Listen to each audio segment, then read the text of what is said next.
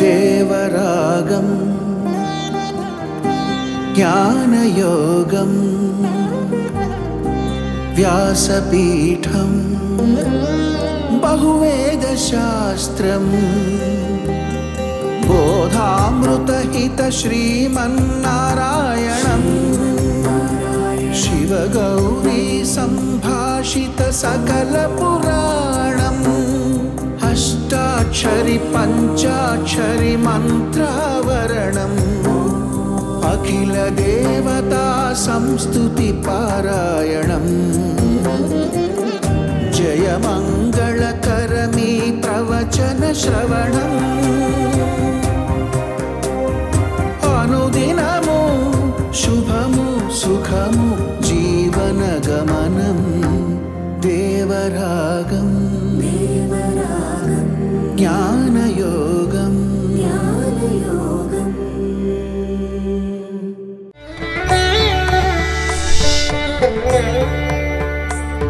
శ్రియః కాంతాయ కళ్యాణనిధయే నిధయేర్థినాం శ్రీవేంకటనివాసాయ శ్రీనివాసాయ మంగళం లక్ష్మీచరణలాక్షాంగదాక్షి శ్రీవత్సవక్రసే క్షేమంకరాయ సర్వేషాం శ్రీరంగేశాయ మంగళం స్వోచ్ఛిష్టమాలికాబంధ గంధబంధురవిష్ణవే విష్ణుచిత్తతనూజాయై గోదాయై నిత్యమంగళం మాదృశా కించన త్రాణబద్ధంకణవాణయే విష్ణుచిత్తదనూజాయై గోదాయై నిత్యమంగళం శ్రీమత్యై విష్ణుచిత్తాయ మనోనందనహేతవే నందనందనసుందర్యై గోదాయై నిత్యమంగళం మంగళాశాసనపరైర్మదాచార్య పురోగమైః నీళాతుంగస్తనగిరితటీ సుప్తముద్బోధ్య కృష్ణం పారార్థ్యం స్వం శృతిశతశిరసిద్ధమధ్యాపయంతి స్వోచ్ఛిష్టాయాం సృజి నిగళితం యా బలాత్కృత్య భుంక్తే గోదా తస్యై నమ ఇదమిదం భూయ ఏవాస్తు భూయ.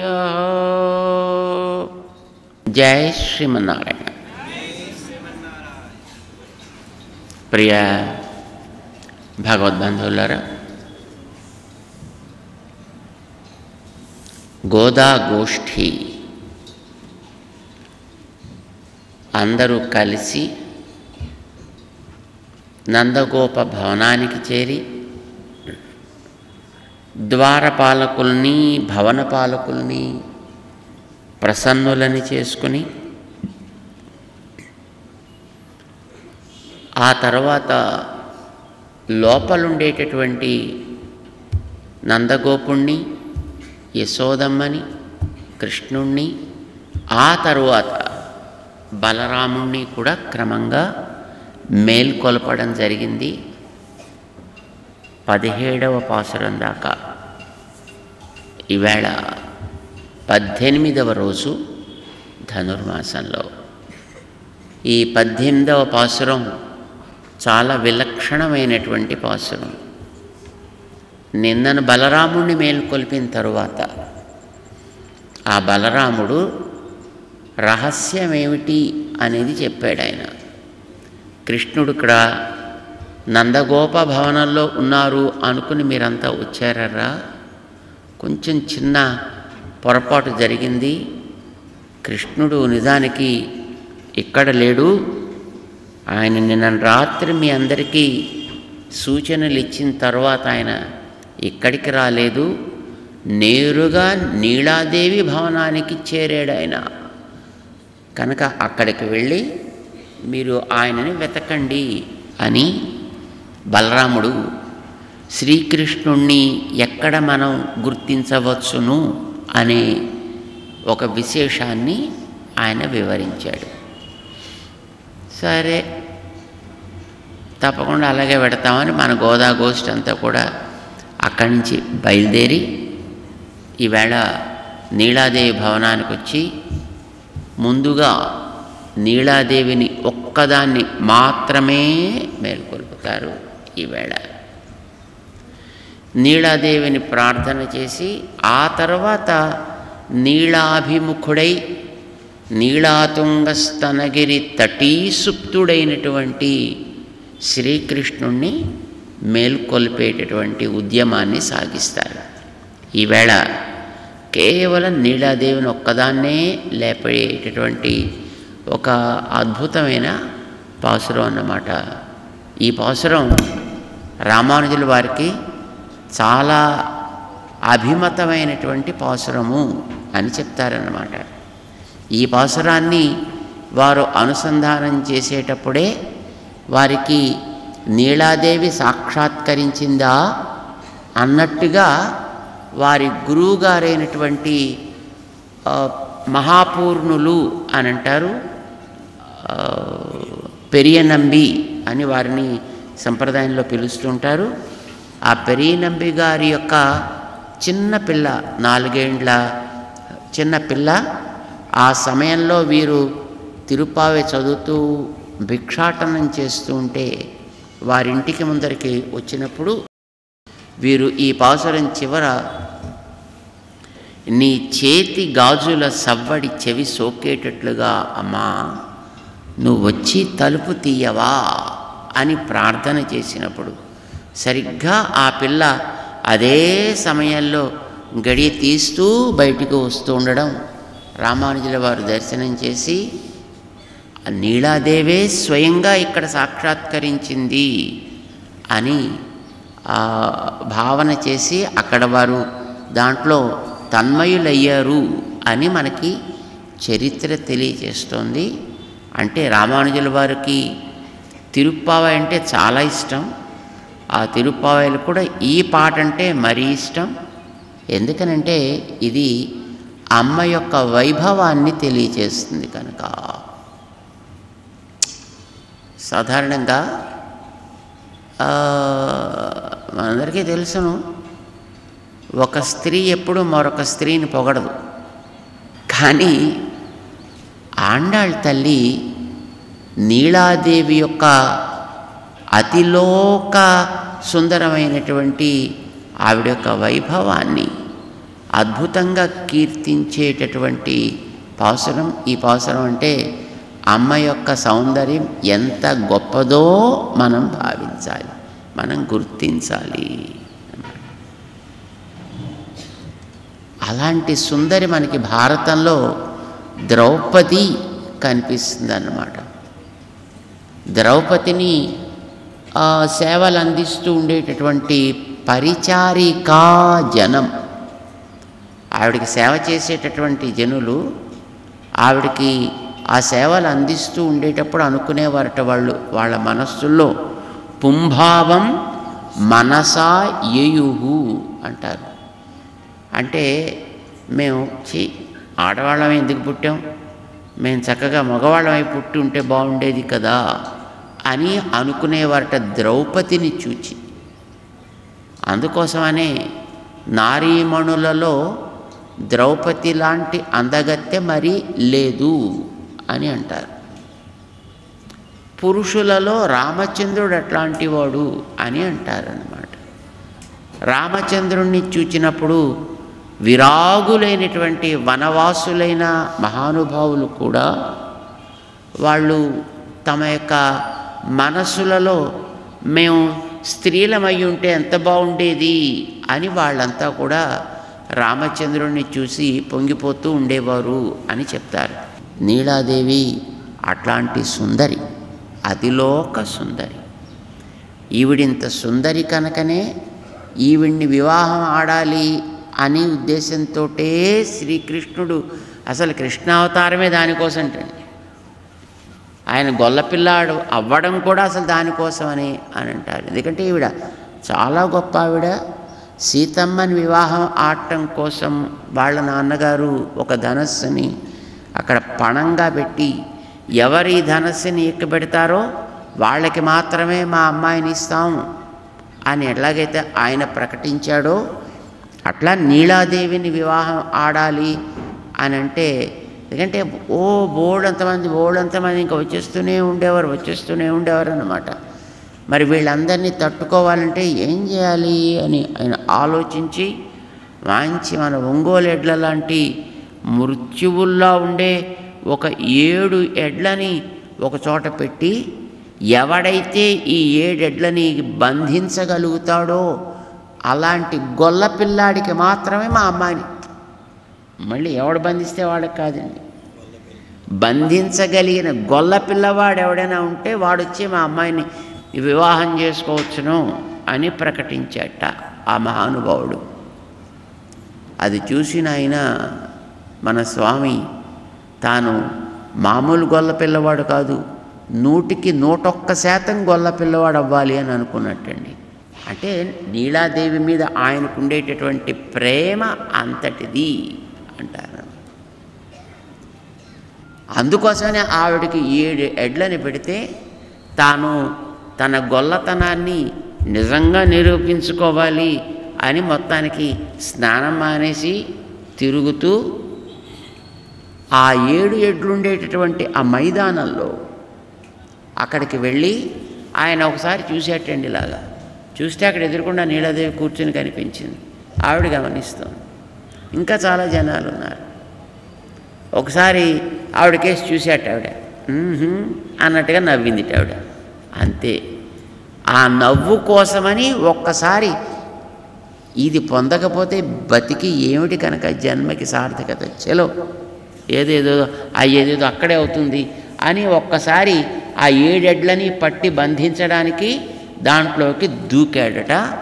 అదృష్టం బాగుండి 7 ఎడ్లని పట్టి బంధించగలిగాడు. నీలాదేవిని పాణిగ్రహణం చేయగలిగాడు ఆయన. అంటే ఆవిడంటే ఎంత ఇష్టము అది మనం గమనించాలన్నమాట.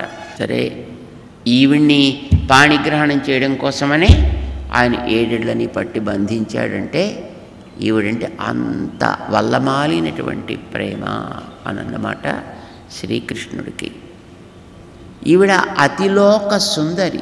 ఈవిడ పేరే నప్పిన్నై, నల్ పిన్నై, నప్పిన్నై అని పేరు పెట్టారు ఈవిడికి. అంటే సుందరి అని అర్థం.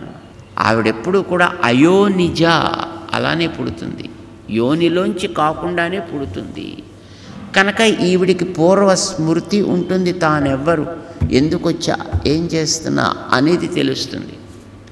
కానీ పాపం ఆయనకి అది ఉండదండి. ఆయన మళ్ళానే పుడతాడు కనుక ఆయనకి మతిమరపు ఎక్కువ ఉంటుంది. మనందరికీ మతిమరపు సహజం కదా. మనం గతంలో ఎవరో తెలియదు, ఏం చేసామో మనకి తెలియదు. ఇప్పుడుండే స్థితి మాత్రం మనకి కొంచెం తెలుస్తున్నట్టుగా ఉంటుంది. ఇది కూడా మనకి పూర్తిగా తెలియదు. రేపేం జరుగుతుందో కూడా మనకి తెలియదు. కానీ మనకి జ్ఞాపకం ఉండదు. ఆయనకి అట్లనే జ్ఞాపకం లేదు. ఆయనకి జ్ఞాపకం చెయ్యవలసి వచ్చింది. సీతమ్మ జ్ఞాపకం చేసిందండి. కనుక అలాంటి వనానికి నన్ను కూడా తీసుకుని వెడితేనే నీకు మిషన్ సక్సెస్ కనుక తీసుకెళ్ళి నన్ను అని అంటే, సరే పద. అప్పటికి ఆయనకి కొంచెం తెలివి వచ్చింది ఆయనకి. సరే పద అన్నాడు. అక్కడ దాకా వెయిట్ చేశాడు లక్ష్మణస్వామి. రామచంద్రుడు ఒక్కడే వెడితే ఇంక తను అడగాల్సినటువంటి అవసరం ఉండేది కాదు. ఎందుకంటే ఇంకోటి ఎవరిని తీసుకువెళ్ళేవాడు కాదు. తనతో పాటు సీతమ్మ ఒకదాన్ని ఎక్స్ట్రాగా తీసుకువెళ్ళాలి అనుకున్నాడు కదా, అంచేత ఇప్పుడు తనను కూడా తీసుకువెళ్ళచ్చు అని సీతమ్మని ఆయన సరే అయితే బయలుదేరు, నీ దగ్గర ఉండేటటువంటి మిగతా సంపదలు ఇంపదలు ఇవంతా కూడా వీళ్ళకి వాళ్ళకి దానాలు ధర్మాలు చేసేసి నీ అకౌంట్ సెటిల్ చేసేసుకుంటే బయలుదేరదాం అన్నాడు. అలాగే అందాడు. అంతే, వెంటనే టక్కమని తలుపు తీసుకొచ్చాడు లోపలికి. అమాంతం పడ్డాడు పాదాల మీద. చరణౌ శరణం ప్రపద్యే చేశాడు. చరణౌ, రాముడి పాదాలే పట్టుకున్నాడు. అమ్మ పాదాలు పట్టుకోలే. ఎందుకంటే అమ్మ పాదాలు పట్టాల్సిన అవసరం లేదు. కానీ పట్టాల్సింది ఈయన పాదాలు పట్టాలి. జడ కనిపిస్తోంది. ఆ జడలో ఉండేటటువంటి పుష్పాలు కొద్ది కొద్ది కనిపిస్తున్నట్టున్నాయి. పరిమళం మాత్రం బయటకు వస్తోంది. ఆ చెయ్యిలా మంచానికి చివర వేసి ఉంది. చేతిలో బంతి ఉంది. ఇది చూశాడు. పందార్ విరళి, చేతిలో బంతి పట్టుకున్నటువంటి అమ్మ. అంటే బంతి ఎక్కడి నుంచి వచ్చింది అంటే రాత్రి వీళ్ళిద్దరూ సరదాగా కాసేపు ఆడుకుంటారులా ఉంది. ఆడుకుంటుంటే ఎవరి చేతిలోకి వస్తే వాళ్ళు గెలిచినట్టు కదా. రాత్రి ఆట ముగిసే టైంకి అమ్మ చేతిలోకి వచ్చింది బంతి. సో అమ్మ గెలిచిందన్నమాట. ఎప్పుడూ అమ్మ గెలిచి ఈ బంతుల్ని తన చేతిలో పెట్టుకుంటుంది. ఈ బంతులే మనం ఉండే గోళాలు అనుకోండి, మన భూమి కూడా ఒక బంతి అనుకోండి అమ్మవారి చేతిలో. ఇది ఆవిడ చేతిలో ఉన్నంత వరకు మనకి భయం అక్కర్లేదు. అమ్మ అంటే దయ కనుక దయాపరవశుడే స్వామి ఉన్నంత వరకు మనకి బెంగే ఉందండి. అమ్మ చూసుకుంటుంది. అంచేత ఈ భూములు ఎప్పుడూ కూడా అంటే ఈ గోళములు ఎప్పుడూ కూడా అమ్మ చేతిలోనే ఉంటూ ఉండాలి. అమ్మ చేతిలోంచి జారకూడదు. పందార్ విరళి అమ్మ, నువ్వు స్వామి యొక్క ఆనందాన్ని నువ్వు అనుభవిస్తూ నీకు ఆయన దాసుడై ఉండేటట్లుగా నీవు గెలిచి ఇవన్నీ నీ చేతిలో పెట్టుకున్నావమ్మా. మేము వచ్చింది దేనికంటే నిన్ను స్వామిని విడదీయడానికి కాదు. ఉన్మైతునన్ నిన్ మైతునన్ పేర్ పాడ. మేము రావణాసురులాగా విడదీయడానికి రాలే మిమ్మల్ని. నీ స్వామి యొక్క కీర్తిని, ఆయన కీర్తి పాడితే నీకు ఆనందం, నీ కీర్తిని పాడితే ఆయనకు ఆనందం. ఇలాగ పరస్పరము మీకుండేటటువంటి ఆనందాన్ని పెంచటానికి మీ కీర్తిని పాడటానికి మేము వచ్చాము. ఉన్మైతునన్ పేర్ పాడ అని అనగానే ఓ అలాగరా, తప్పకుండా తలుపు తీయమంటారా అని ఆవిడ మంచం మించి లేవకుండా అక్కడే కూర్చుని ఒక రిమోట్ బటన్ ఉందండి అక్కడ, ఆ బటన్ నొక్కుదామని ఆ రిమోట్ తీసింది చేతితోటి. మన వాళ్ళు అంటున్నారు, అమ్మా నువ్వు అట్లాగే అక్కడే మంచం మీద పడుకొని రిమోట్తో తలుపు తీయడం కాదు తల్లి, మరి నువ్వు వస్తున్నావని మాకు తెలియాలి, మాలో ఉండే తపన తీరాలి. ముందు నీవు లేచినప్పుడు నీ వస్త్రాల యొక్క చప్పుడు వస్తుంది కదా, అది రావాలి. నువ్వు ధరించిన ఆభరణాలు గలగల్లాడతాయి కదా, అది కావాలి. నీ చేతి గాజులు గలగల్లాడతాయి కదా, ఆ చప్పుడు మేము వినాలి. నిజం మొట్టమొదట నీ చప్పుడు మేము వినాలి. నువ్వు లోపల నుంచి వస్తున్నానరా అంటావే, నీ మాట మేము వినాలి. ఆ తర్వాత నువ్వు నడిచి వస్తుంటే నీ రూపాన్ని మేము దర్శించాలి. ఆ తర్వాత నువ్వు తలుపు పట్టుకుంటావు కదా, తలుపు గడియ తీయడానికి, ఆ తలుపు గడియ నువ్వు తలుపు అటు పట్టుకుంటే మేము ఇటు పట్టుకుంటే నీ స్పర్శ మాకు కావాలి. ఇదంతా నువ్వు చేస్తుంటే అప్పుడు మాలో ఉండేటటువంటి ఆ దుఃఖము తపన కొద్ది కొద్దిగా తగ్గి అప్పుడు మీ రూపాన్ని మేము పూర్తిగా సమగ్రంగా దర్శించాలి. తామరై కయ్యాల్, సెం ఎర్రని, తామరై కయ్యాల్ కమలముల వంటి నీ కరకమలముల చేత, నీ హస్తముల చేత, అంటే సుకుమారమైన చేతులు, అందమైన చేతులు, ఆ అభయమిచ్చేటటువంటి చేతులవి. ఆ చెయ్యి ఒకసారి నువ్వు తలుపున పెడితే సీరార్ వళయొళిప్ప, ఆ లేచేటప్పుడు కూడా జాగ్రత్తగా గాజులన్నీ ఇలా పైకి అనేసుకుని చప్పుడు కాకుండా ఆవిడ లేస్తోందిటండి. అలా కాదు, నువ్వు లేస్తుంటే గాజుల చప్పుడు రావాలి మాకు. ఎందుకని? స్వామితోటి నీవు చేరి ఉన్నావు, దానివల్ల నీకు ఆనందం ఉన్నది. ఆ ఆనందాన్ని తెలిపేవి కదండి గాజులంటే. అవి నీవు ధరించగలిగి ఉన్నావు అనంటే స్వామి యొక్క ఆనందం నీలో పుష్కలంగా ఉందంటే స్వామి నీ మాట వింటున్నాడు అని అర్థం. వింటున్నాడంటే మమ్మల్ని అనుగ్రహిస్తాడని అర్థం. నువ్వు మా గురించి చెబుతావని కదా తాత్పర్యం. అందుచేత నీలో ఆ రకమైనటువంటి పురుషకారం చేయగలిగే శక్తి నీకుంది అనేది మాకు తెలియాలి. అది తెలిసేటట్టుగా సీరార్ వళయొళిప్ప, ఆ చేతి గాజులు ధ్వనించేటట్లుగా, మంచం మించి కాదు, వందు తిరవాయి, నువ్వు అక్కడి నుంచి లేచి నడిచి రావాలి. నువ్వు వస్తూ ఉండేటటువంటి విషయం మేము ఆస్వాదించాలి, అనుభవించాలి. అప్పుడు నువ్వు నీ దర్శనం మాకు కావాలి. ఇన్ని కండిషన్సా ఏంటి? రూల్స్ కూడా మీరేనా చెప్పేవాళ్ళు? మీరు చెప్పినట్టే చేయాలా అంటే? అమ్మా అలా కోప్పడుతూ తీయద్దమ్మా. వందు తిరవాయి మగిழிందు, ఆనందంగా తీయాలమ్మా, సంతోషంతో తీయాలి. నువ్వు ఆనందిస్తేనే స్వామి మా సేవల్ని ఆనందంతో స్వీకరిస్తాడు. నువ్వు కోప్పడితే మాకు బ్రతుకే లేదు. అంచేత మగిழிందు వందు తిరవాయి, ఆనందంతో వచ్చి తీ తప్ప, సంతృప్తితోటి సంతోషంతో వచ్చి తలుపు తీ తప్ప కోప్పడుతూ దుఃఖంతో అలా కావద్దు అని ఈవేళ అమ్మను ఒక్కదాన్నే పిలిచారు మన వాళ్ళు. ఇది ఇలా రమ్మని పిలిచినప్పుడు రామానుజుల వారు చదువుతుంటే అప్పుడే వారు గురువుగారి ఆ చిన్న పిల్లొచ్చి అలాగ గలగల్లాడుతూ తలుపు తీసేటప్పటికి అమ్మో నీలాదేవి ఎదుట సాక్షాత్కరించింది అని పాపం అట్లా ఒక్కసారి ఆనందాన్ని పట్టలేక పడిపోయారట రామానుజుల వారు. ఆ తర్వాత ఆ పిల్ల వాళ్ళ నాన్నగారిని తీసుకొస్తే ఆయన ఇది విని, అమ్మా నువ్వు అదృష్టవంతురాలివి తల్లి, నీలో నీలాదేవిని దర్శించారు మన ఆచార్యులైనటువంటి భగవద్ రామానుజాచార్య స్వామి, వారి అనుగ్రహం నీ మీద పరిపూర్ణంగా ఉంది తల్లి అని ఆశీర్వదించారంటారు. వాడు ఆ పిల్లే చివరిదాకా ఉంటుందండి. తర్వాత రామానుజుల వారికి ఏదో ఉపద్రవం చెయ్యాలి అని ఆ చోళ రాజు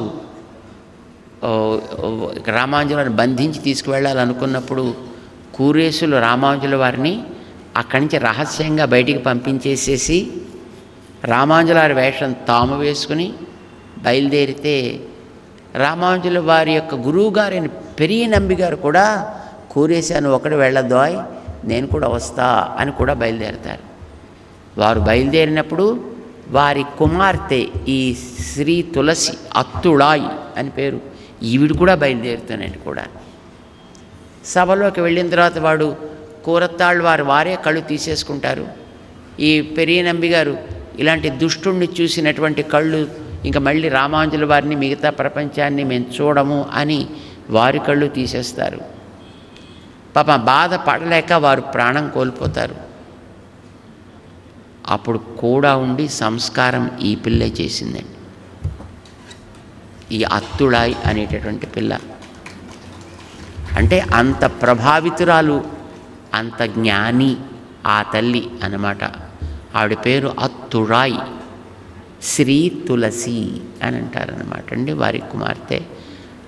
ఆవిడ్ని దర్శించి రామానుజుల వారు నీలాదేవిని సాక్షాత్కరించుకున్న ఆనందాన్ని పొందారని, దానివల్లనే రామానుజుల వారిని తిరుప్పావై జియర్ అని అంటారని మనకి ఇతిహాసం చెప్తోంది. అలాంటి ఒక అద్భుతమైనటువంటి అమ్మని విడిగా పాడినటువంటి పాట అన్నమాట. సరే, మన వాళ్ళు ఇంతలా పిలిచిన తర్వాత తప్పకుండా నేను లేచి వస్తా అని అమ్మ రేపు లేవటానికి సిద్ధపడుతుంది. ఆ అమ్మ లేచి వచ్చి తలుపు తీసేస్తే ఈ పిల్లలందరికీ అమ్మే గొప్పది మమ్మల్ని కాపాడటంలో, ఈ పెద్ద మనిషి కాడు అని తన మీద ఎక్కడ మచ్చ వచ్చేస్తుందో అని ఆ అమ్మని వెళ్లకుండా టక్కమని ఆపేస్తాడు. మన వాళ్ళు దాన్ని గమనించి రేపు ఆ ఆపిన స్వామిని మళ్ళీ ప్రార్థన చేస్తూ అమ్మని కూడా కలిపి రేపు ప్రార్థన చేస్తారు. ఈవేళ ద్వయమంత్రంలో మొట్టమొదట శ్రీ తత్వాన్ని చెప్పినట్టుగా మన ఆండాళ్ళ తల్లి అమ్మ తత్వాన్ని మాత్రమే ఈవేళ చెప్పింది. రేపు శ్రీమన్ అమ్మతో కలిసి ఉండే స్వామిని రేపు ప్రార్థన చేస్తారు మన వాళ్ళు. అవసరాన్ని స్మరించి ఈవేళ ఈ ఉదయపు గోష్ఠిని మనం ముగిద్దాం. ఉందు మదగళితన్ ఓడాద తోళ్వలియన్ నందగోపాలన్ மருமகளே நப்பின்னாய் கந்தம் கமழம் குழலி கடை திறவாய் வந்து எங்கும் கோழி அழைத்தனகான் மாதவி பந்தல் மேல் பல்கால் குயிலினங்கள் கூவினகான் பந்தார் விரளி உண்மை துணன் பேர் பாட செந்தாமரை கையால் சீரார் வளையொழிப்ப வந்து திறவாய் மகிழ்ந்து ஏலோரெம்பாவாய்.